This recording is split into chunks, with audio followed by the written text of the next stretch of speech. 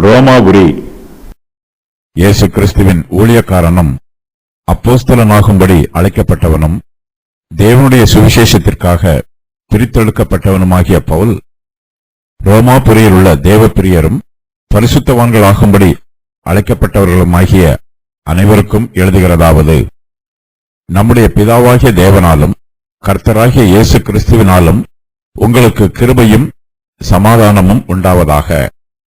இயேசு கிறிஸ்துவை குறித்து தேவன் தம்முடைய தீர்க்கதரிசிகள் மூலமாய் பரிசுத்த வேதாகமங்களில் முன்னே தம்முடைய சுவிசேஷத்தை பற்றி வாக்குத்தத்தம் பண்ணினபடி, கர்த்தராகிய இயேசு கிறிஸ்துவானவர் மாம்சத்தின்படி தாவீதின் சந்ததியில் பிறந்தவரும் பரிசுத்தமுள்ள ஆவியின்படி தேவனுடைய சுதன் என்று மரித்தோரிலிருந்து உயிர் தெழுந்ததினாலே பலமாய் ரூபிக்கப்பட்ட தேவகுமாரனுமாய் இருக்கிறார். அவர் சகல ஜாதிகளையும் அவர்களுக்குள் இயேசு கிறிஸ்துவினால் அழைக்கப்பட்டவர்களாகிய உங்களையும் தமது நாமத்தின் நிமித்தம் விசுவாசத்துக்கு கீழ்ப்படிய பண்ணும் பொருட்டு எங்களுக்கு கிருபையையும் அப்போஸ்தல ஊழியத்தையும் அருளிச் செய்திருக்கிறார். இயேசு கிறிஸ்துவின் ஊழியக்காரன். இயேசு கிறிஸ்துவின் ஊழியக்காரனும் அப்போஸ்தலனாகும்படி அழைக்கப்பட்டவனும் தேவனுடைய சுவிசேஷத்திற்காக பிரித்தெடுக்கப்பட்டவருமாகிய பவுல். பவுல் இந்த நிருபத்தில் தன்னை பற்றி அறிமுகம் செய்யும் போது இயேசு கிறிஸ்துவின் ஊழியக்காரன் என்று தன்னை பற்றி சொல்லுகிறார். இயேசு கிறிஸ்துவின் ஊழியக்காரன் என்பது பவுலுக்கு மேன்மையாக தெரிகிறது. கிறிஸ்துவின் ஊழியத்தை செய்வதில் பவுல் சந்தோஷப்படுகிறார். தன்னை பற்றி மேலும் சொல்லும் போது அப்போஸ்தலனாகும்படி அழைக்கப்பட்டவன் என்றும் சொல்லுகிறார்.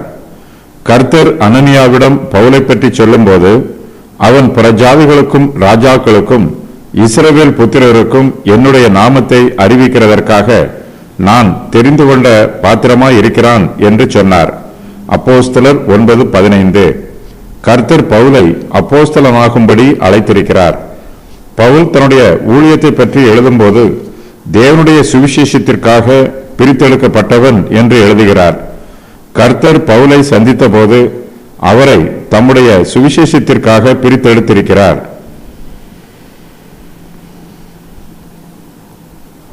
பவுலை அப்போஸ்தலனாகும்படி அழைத்திருக்கிறார். பவுல் அப்போஸ்தலனாக அழைக்கப்பட்டிருப்பதினால் கர்த்தர் பவுலுக்கு அப்போஸ்தல ஊழியத்தின் அதிகாரத்தை கொடுத்திருக்கிறார். பவுல் தேவனால் அழைக்கப்படாமல் தானாகவே அப்போஸ்தல ஊழியம் செய்வதற்கு புறப்பட்டு போகவில்லை. தேவனே பவுலை அனுப்பியிருக்கிறார். அப்போஸ்தலனாகும்படி அழைக்கப்பட்டவன் என்று பவுல் தன்னை பற்றி குறிப்பிடும்போது அப்போஸ்தல ஊழியத்தின் அதிகாரத்தை தெளிவுபடுத்துகிறார். கர்த்தர் தன்னை அப்போஸ்தலனாகும்படி அழைத்திருப்பதினால் பவுல் பெருமைப்பட்டாலும் மற்ற அப்போஸ்தலர் எல்லோரையும் விட தான் சிறியவனாய் இருக்கிறேன் என்று சொல்லி பவுல் தன்னையே தாழ்த்துகிறார். ரட்சிக்கப்படுவதற்கு முன்பாக பவுல் சபையை துன்பப்படுத்தினார். ஆகையினால் தான் அப்போஸ்தலன் என்று பெயர் பெறுவதற்கும் பாத்திரன் அல்ல என்றும் தன்னை தாழ்த்துகிறார். பவுல் தான் செய்கிற சுவிசேஷ ஊழியத்தை பற்றி எழுதும்போது தேவனுடைய சுவிசேஷத்திற்காக பிரித்தெடுக்கப்பட்டவன் என்று தன்னை பற்றி குறிப்பிடுகிறார். பரிசேயர்கள் தங்களை பிரித்தெடுக்கப்பட்டவர்கள் என்று சொல்லிக் கொள்கிறார்கள். இவர்கள் பிரமாணத்தை கற்றுக்கொள்வதற்காக தங்களை தாங்களே வேறுபடுத்திக் கொண்டவர்கள். பவுலும் வேதத்தை படிப்பதற்காக ஒரு காலத்தில் தன்னை வேறுபடுத்திக் கொண்டார். இப்போதும் பவுல் படித்துக் கொண்டிருக்கிறார். ஆனால் பவுல் படிக்கிற பாடம் மாறி இருக்கிறது. இதுவரையிலும் யூதருடைய நியாய பிரமாணத்தை படித்தார். இப்போது கிறிஸ்துவின் சுவிசேஷத்தை படிக்கிறார். பவுல் தன் ஜனத்தாரில் தன் வயதுள்ள அநேகரை பார்க்கிலும் யூத மார்க்கத்திலே தேறினவராய் இருந்தார். அவருடைய பிதாக்களுடைய பாரம்பரிய நியாயங்களுக்காக மிகவும் பக்தி வைராக்கியம் உள்ளவராய் இருந்தார். ஆனால் தேவனோ தம்முடைய சுவிசேஷத்திற்காக பவுலை பிரித்தெடுத்திருக்கிறார். தான் பிரித்தெடுக்கப்பட்ட காலத்தை பற்றி பவுல் சொல்லும்போது, என் தாயின் வயிற்றில் இருந்து என்னை பிரித்தெடுத்து தம்முடைய கிருபையினால் அழைத்த தேவன் என்று எழுதுகிறார். கர்த்தருடைய சுவிசேஷத்திற்காக பவுல் தன்னை முழுவதுமாய் அர்ப்பணித்துக் கொண்டவர். சுவிசேஷத்தை பிரசங்கிப்பதை விட பவுலுக்கு வேறு வேலை எதுவும் இல்லை. பவுல் தன்னுடைய ஜீவியத்தின் 3 பகுதிகளில் பிரித்தெடுக்கப்பட்டிருக்கிறார். அவையாவன: பிறப்பின் போது தேவனுடைய சிந்தையில், மனமாற்றத்தின் போது யூத மார்க்கத்தில் இருந்து சுவிசேஷத்திற்கு, ஊழிய அழைப்பு உலக பிரகாரமான வேலையில் இருந்து தேவனுடைய ஊழியத்திற்கு. தேவனுடைய அபிஷேகம் சுவிசேஷத்திற்கு ஒரு விளக்கம். வாக்குத்தத்தங்களின் நிறைவேற்றம், வெளிப்பாடு, சுவிசேஷத்தின் கிரியை, தேவனுடைய சிருஷ்டிப்பு, மனுஷருடைய மீறுதல், தேவனுடைய அன்பும் இரக்கமும் கிருபையும், தேவனுடைய கோபம், தேவனுடைய ரட்சிப்பு, தேவனுடைய திட்டம், மனுஷனுடைய முடிவு, ரட்சிக்கப்படாதவர்கள், ரட்சிக்கப்பட்டவர்கள், சுவிசேஷத்தின் வரலாற்று உண்மைகளும் தீர்க்க தரிசன உண்மைகளும், சுவிசேஷத்தின் நியமனங்கள், தண்ணீர் ஞான ஸ்நானம், சுவிசேஷத்தை பிரசங்கம் பண்ணுதல், சுவிசேஷத்தை உறுதி பண்ணுதல். அழைக்கப்பட்டவர்கள் ரோமாபுரியில் உள்ள தேவ பிரியரும் பரிசுத்தவான்கள் ஆகும்படி அழைக்கப்பட்டவர்களுமாகிய அனைவருக்கும் எழுதுகிறதாவது, பவுல் இந்த நிருபத்தை ரோமாபுரியில் உள்ள தேவ பிரியரும் பரிசுத்தவான்கள் ஆகும்படி அழைக்கப்பட்டவர்களுமாகிய அனைவருக்கும் எழுதுகிறார். பவுலின் நிருபம் ரோமாபுரியில் உள்ள எல்லா விசுவாசிகளுக்கும் எழுதப்பட்டிருக்கிறது. அவர்கள் கல்வி கற்றவர்களாக இருந்தாலும், படிப்பறிவு இல்லாதவர்களாக இருந்தாலும், காவலில் வைக்கப்பட்டவர்களாக இருந்தாலும், விடுதலை உள்ளவர்களாக இருந்தாலும், பவுல் இந்த நிருபத்தை அவர்கள் எல்லோருக்குமே எழுதியிருக்கிறார். இயேசு கிறிஸ்துவில் ஐஸ்வர்யவான்களும் தரித்திரர்களும் சங்கமாகிறார்கள். இது கர்த்தருடைய பிள்ளைகளுக்கு கிடைத்திருக்கும் சிலாக்கியம். கர்த்தருடைய பிள்ளைகளாகிய நாம் தேவ பிரியராக இருக்கிறோம். தேவன் மனுக்குலத்தில் உள்ள எல்லோரையும் பொதுவாக நேசிக்கிறார். தம்மை மெய்யாக விசுவாசிக்கிறவர்கள் மீது தேவனுடைய அன்பு மிகவும் விசேஷமாக இருக்கிறது. கர்த்தருடைய பிள்ளைகளாகிய நாம் எல்லோரும் தேவ பிரியராய் இருக்கிறோம்.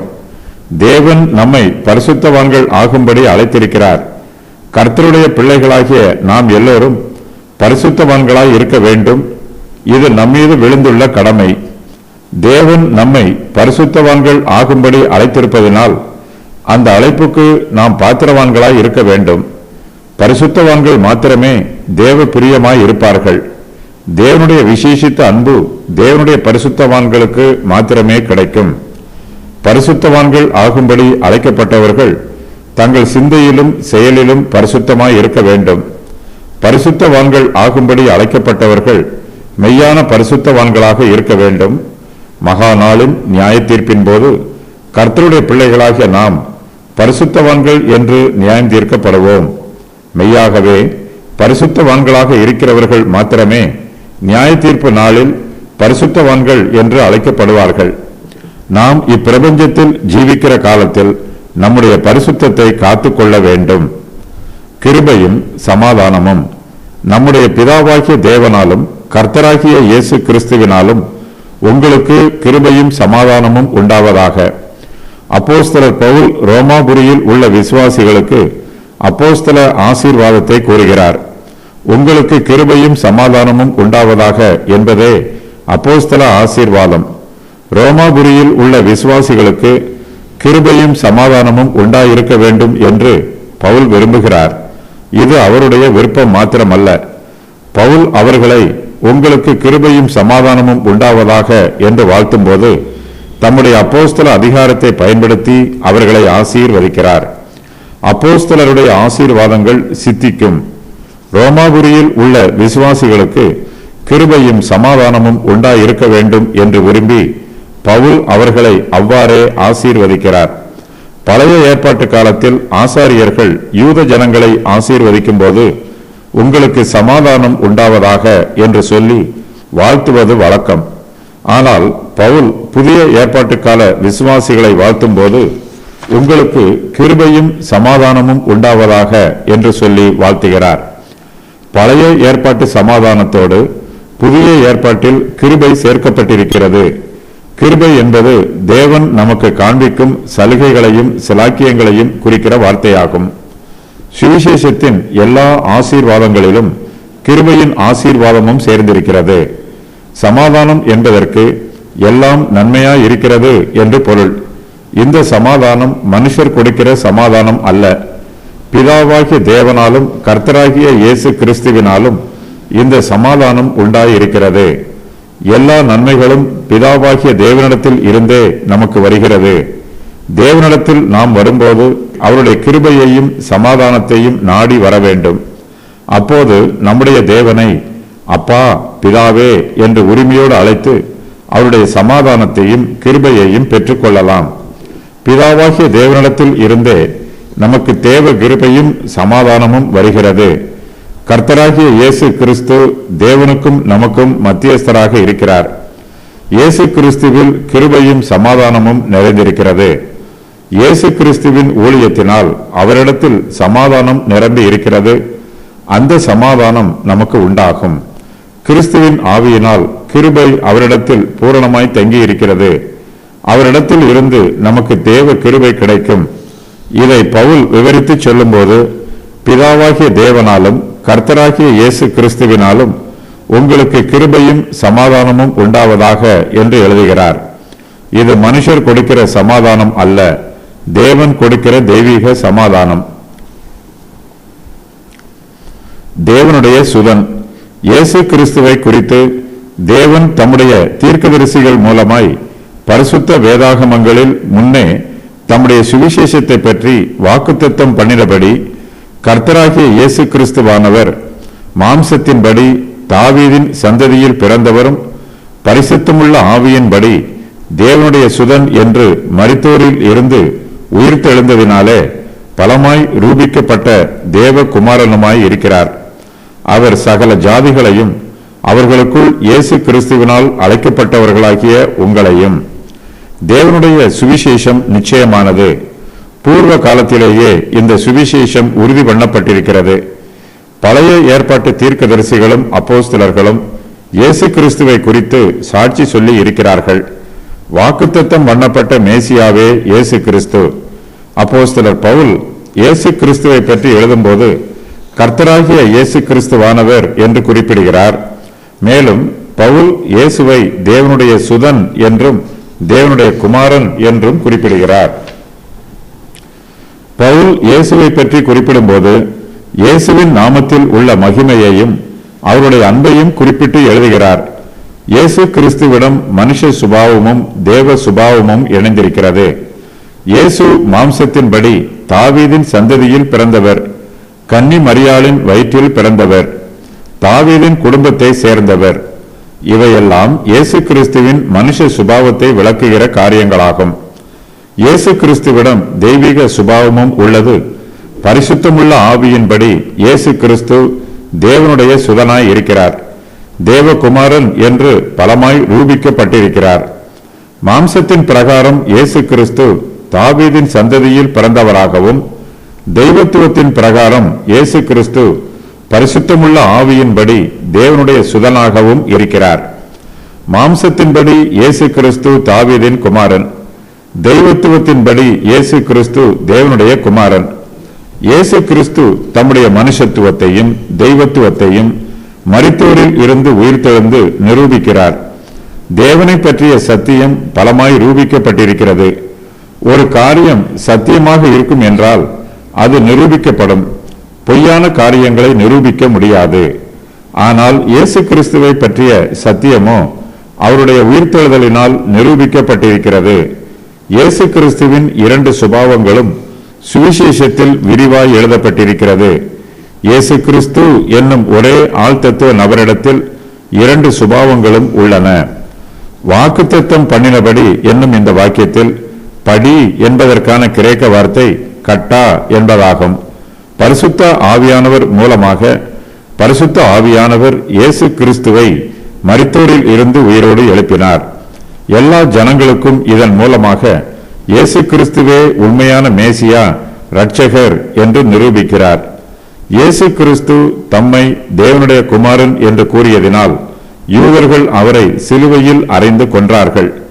இயேசு கிறிஸ்து தேவனுடைய ஒரே பேரான குமாரனாக இருக்கிறபடியினால் தேவன் அவரை மரித்தோரில் இருந்து உயிரோடு எழுப்பினார். கிருபையும் அப்போஸ்தல ஊழியமும். தமது நாமத்தின் நிமித்தம் விசுவாசத்துக்கு கீழ்ப்படிய பண்ணும் பொருட்டு எங்களுக்கு கிருபையையும் அப்போஸ்தல ஊழியத்தையும் அருளி செய்திருக்கிறார். பவுல் தேவனுடைய அப்போஸ்தல ஊழியத்தை செய்து வருகிறார். இந்த ஊழியம் தனக்கு கிடைத்திருக்கும் சிலாக்கியம் என்று பவுல் தெளிவுபடுத்துகிறார். இந்த பிரபஞ்சத்தில் நாம் பலவிதமான வேலைகளை செய்யலாம். எல்லா வேலைகளிலும் தேவனுக்காக ஊழியம் செய்வதே மிகவும் மேன்மையான வேலை. தேவன் தம்முடைய கிருபையினால் தமக்கு ஊழியம் செய்கிற சிலாக்கியத்தை அவருடைய பிள்ளைகளுக்கு கொடுக்கிறார். அப்போஸ்தல ஊழியத்தை விசுவாசத்திற்கு கீழ்ப்படிந்து பெற்றுக்கொள்ள வேண்டும். ஜனங்களை விசுவாசத்திற்கு கீழ்ப்படிய பண்ண வேண்டும். பவுல் தன்னுடைய அப்போஸ்தல ஊழியத்தின் மூலமாக சகல ஜாதிகளையும் விசுவாசத்திற்கு கீழ்ப்படிய பண்ணுகிறார். பவுல் புறஜாதியாருக்கும் அப்போஸ்தலராய் இருக்கிறார். நாம் கிறிஸ்துவின் விசுவாசிகள் என்று சொல்லும்போது கர்த்தரை பற்றும் விசுவாசத்திற்கு நாம் கீழ்ப்படிய வேண்டும். விசுவாசத்திற்கு கீழ்ப்படியாமல் ஆவிக்குரிய ஜீவியம் ஜீவிக்க முடியாது. கிறிஸ்தவ மார்க்கத்தை குறித்து ஒரு சிலருக்கு நல்ல அறிவு இருக்கலாம். சுவிசேஷத்தின் சத்தியங்களை சாதுரிய வார்த்தைகளினால் ஒரு சிலர் விவாதம் பண்ணலாம். இவை எல்லாம் இருந்தாலும் அவர்கள் விசுவாசத்திற்கு கீழ்ப்படியவில்லை என்றால் அவர்களுடைய அறிவினாலோ விவாத ஆற்றலினாலோ அவர்களுக்கு ஒரு பிரயோஜனமும் உண்டாகாது. தேவன் தம்மை பற்றிய சுபாவங்களை தமது கிருபையினால் வெளிப்படுத்துகிறார். தேவனை பற்றி நாம் பெற்றுக்கொண்டிருக்கிற அறிவுக்கு நாம் கீழ்ப்படிய வேண்டும். தேவனுடைய சித்தத்திற்கு நாம் கீழ்ப்படிய வேண்டும். கிறிஸ்தவ மார்க்கம் என்பது சத்தியத்திற்கு கீழ்ப்படுகிற மார்க்கம். இயேசு கிறிஸ்துவின் வார்த்தைக்கு கீழ்ப்படியாமல் அவரை பின்பற்ற முடியாது. இயேசு கிறிஸ்துவிடம் ஒரு நுகம் உள்ளது. இது மெதுவானது, லகுவானது. கிறிஸ்துவின் நுகத்தை நாம் கீழ்ப்படிதலோடு நம்மீது ஏற்றுக்கொள்ள வேண்டும். சகல ஜாதிகளும் இயேசு கிறிஸ்துவை விசுவாசித்து அந்த விசுவாசத்திற்கு கீழ்ப்படிய வேண்டும். இப்பிரபஞ்சத்தில் சமுதாய அந்தஸ்துகளில் ஜனங்கள் மத்தியில் வித்தியாசம் இருக்கலாம். ஒரு சிலர் செல்வந்தராக இருக்கலாம், சிலர் தரித்திரராக இருக்கலாம், சிலர் பேரும் புகழும் பெற்று சமுதாய அந்தஸ்தில் உயர்வாக இருக்கலாம். ஒரு சிலர் சமுதாயத்தில் தாழ்ந்தவர்களாக இருக்கலாம். மனுஷருக்குள் எப்படிப்பட்ட விசுவாசம் இருந்தாலும் நாம் எல்லோருமே கிறிஸ்துவுக்குள் ஒன்றாகவே இருக்கிறோம். தேவனிடத்தில் பட்சபாதம் இல்லை. கிறிஸ்துவினால் அழைக்கப்பட்டவர்கள் யாவரும் கிறிஸ்துவின் பார்வையில் சம அந்தஸ்து உடையவர்களாகவே இருக்கிறார்கள். விசுவாசத்திற்கு கீழ்ப்படுகிறவர்கள் மாத்திரமே கிறிஸ்துவினால் அழைக்கப்பட்டவர்கள்.